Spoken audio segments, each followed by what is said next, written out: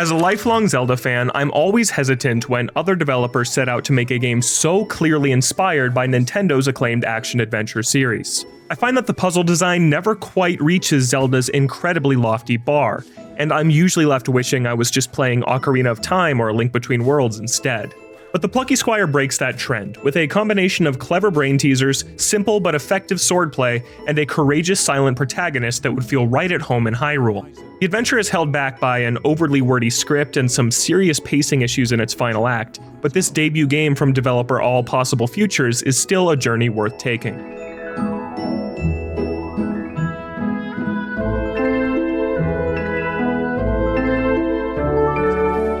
The Plucky Squire's elevator pitch is brilliant. You play as Jot, the hero of a children's book who learns early on that he is in fact just the hero of a children's book. This leads to a surprisingly meta story where Jot leaps between the 2D pages of his picture book and the 3D real world around it.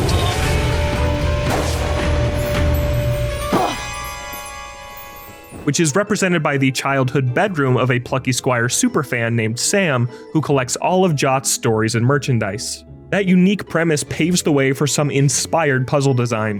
While within the story's beautifully animated depictions of beaches, villages, and mountaintops, Jot can manipulate the book's text to alter his reality and get past obstacles.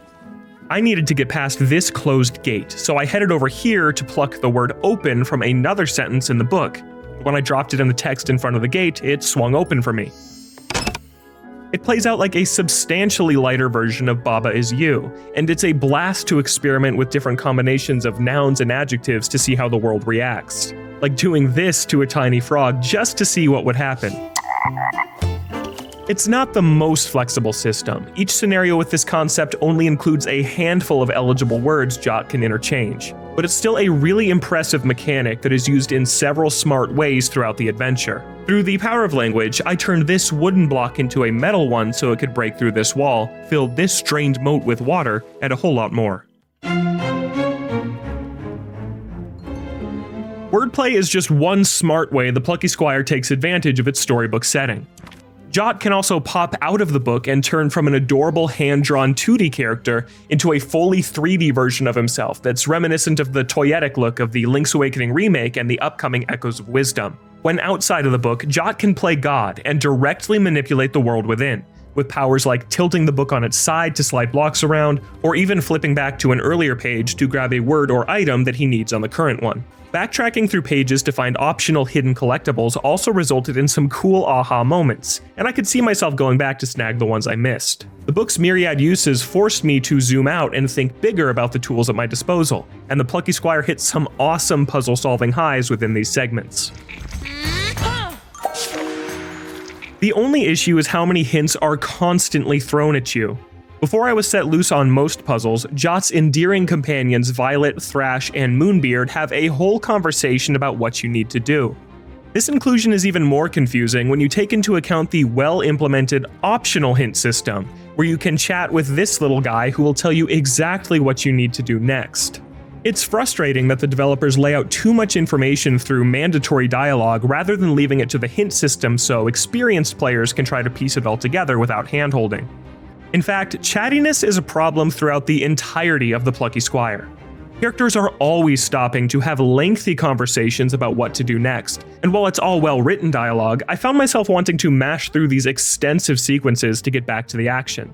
The incessant over-explanation of Jot's mission to take down the evil Humgrump is one way this story feels aimed squarely at a younger audience, but the witty humor and lighthearted tone just barely save it from becoming a major drawback. The outside world goes well beyond the pages, as Jot explores Sam's bedroom to find new abilities to interact with his book. These exploration sections are a wonderful change of pace from the puzzling nature of the storybook, and Sam's bedroom is a delight to run around. Toys and Lego bricks are littered everywhere, and Jot platforms across playing cards and building blocks to find his next upgrade. In these sections, Jot can hop in and out of sticky notes and children's drawings, which makes the whole thing feel like a creative take on a Link Between Worlds wall-merging mechanic. There are a few minor technical issues in the real world. I noticed some shadows flickering in and out, and I had one hard crash. but for the most part, it looked and ran great on PlayStation 5. Combat works the same whether Jot is in or out of the book. He can swing his sword, throw it at enemies like a boomerang, and make use of powerful jump attacks and spin attacks. These moves can all be upgraded at these shops that pop up across the land of Mojo, where you spend currency that's mostly found fittingly by cutting grass. The swordplay is simple, fun, and rarely challenging, but for a game mostly focused on puzzles, I don't mind that the fights are basic bouts to rip through on your way to the next big riddle.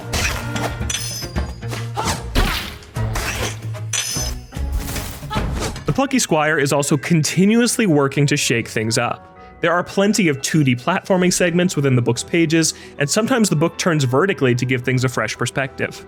But it really flexes its creative muscles within the minigame segments that crop up regularly throughout Jot's journey. There are homages to things like Punch-Out, rhythm games, shmups, and more that I won't spoil here. Whether you're uppercutting a honey badger or fighting off aliens while flying around inside a toy box, every minigame here is so charming and fun to play, and I loved seeing how the developers shook up the art style and character designs for each one. With great pacing between the storybook, real world, and minigames for the first 5 hours of the roughly 8-hour campaign, it's jarring when the Plucky Squire completely loses its stride in the final act. First, Jot loses all his abilities, and you're forced to go through a very generic stealth section to recover all the powers you already spent the entire game gathering. It'd be like if Metroid ripped all of Samus's upgrades away moments before the final boss and forced you to gather the Morph Ball and Grapple Beam a second time. What's worse, this section takes place in an entirely monochrome world, sucking all the joy and color out of Sam's bedroom and turning it into a dull trudge over tired ground. This section doesn't take all too long, but it's followed up by a final dungeon that is a repetitive march through samey rooms, along with a rhythm stealth minigame I had to repeat 3 separate times. After facing a final boss that also goes on a phase too long, I was ready to be done before the credits even started rolling. It's a shame because the Plucky Squire is so delightful for most of its runtime, but that last third unfortunately leaves behind a sour aftertaste. At its heights, the Plucky Squire is a beautiful Zelda-inspired adventure filled with brilliant wordplay-packed puzzles. Jot's ability to manipulate his own storybook from both the outside and within result in clever dimension-hopping mechanics and solutions that make each problem a joy to unpack. While genuinely funny at times, its wordy script often gets in the way of the action, and occasionally spoils a puzzle's solution before it even begins. It also drags in its drawn-out final act, as the adventure continues a couple hours after it's already used up all its best ideas. But prior to that late stumble, the Plucky Squire is full of surprises, breaking up its puzzles with cute minigame homages to classic video game genres, and fun sections that take Jot outside of the pages of his story. For more colorful, kid-friendly games, check out our reviews of Astrobot and Funko Fusion. And for everything else, stick with IGN.